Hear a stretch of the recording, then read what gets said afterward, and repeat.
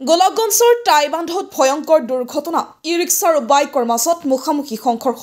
গুৰুতৰ আহত বাইক চালক ধুবুৰী মেডিকেল কলেজ হাস্পতাললৈ প্ৰেৰণ বাইক চালকক প্ৰাপ্ত তথ্যমতে আজি ৰাতিপুৱা 7 মান বজাত সংঘটিত হয় দুৰ্ঘটনা হালাকুৰাৰ পৰা ধুবুৰী অভিমুখী তীব্ৰবেগী AS17P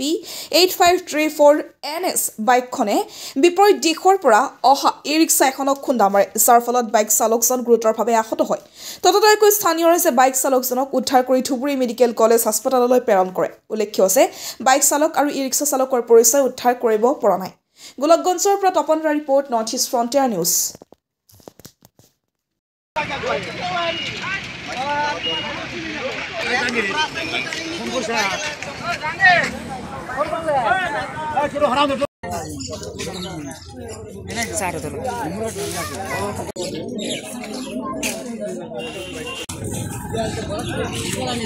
আমি আহি আছো ঘৰৰ পৰা আহাৰ লগতে খালি আমি অলপ ডিসকাউন্ট আছো তাৰ পিছত এটা শব্দ কৰি উঠি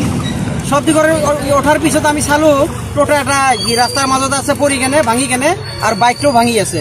আৰু লৰা এটা আছিল আপোনাৰ হালাকুৰা নেকি হালাকুৰা কিবা ভৰি ধৰি ভাঙিলি নেকি লৰাটো আমি আহি কেনে সাইডতে পালো তাৰ আহাৰ লগতে আমি পুলিচক ফোন কৰিলো আমাৰ গোলাপগঞ্জৰ ষ্টাফ আহিল সোনকালে আহিছে আহাৰ পিছত গাড়ীখন লৈ যাই আছে থানাত লৰাজন হস্পিটেল গৈছে কোন হস্পিটেল এটা এতিয়া ক'ত বা গ'লে 108 মেডিকেলত গৈছে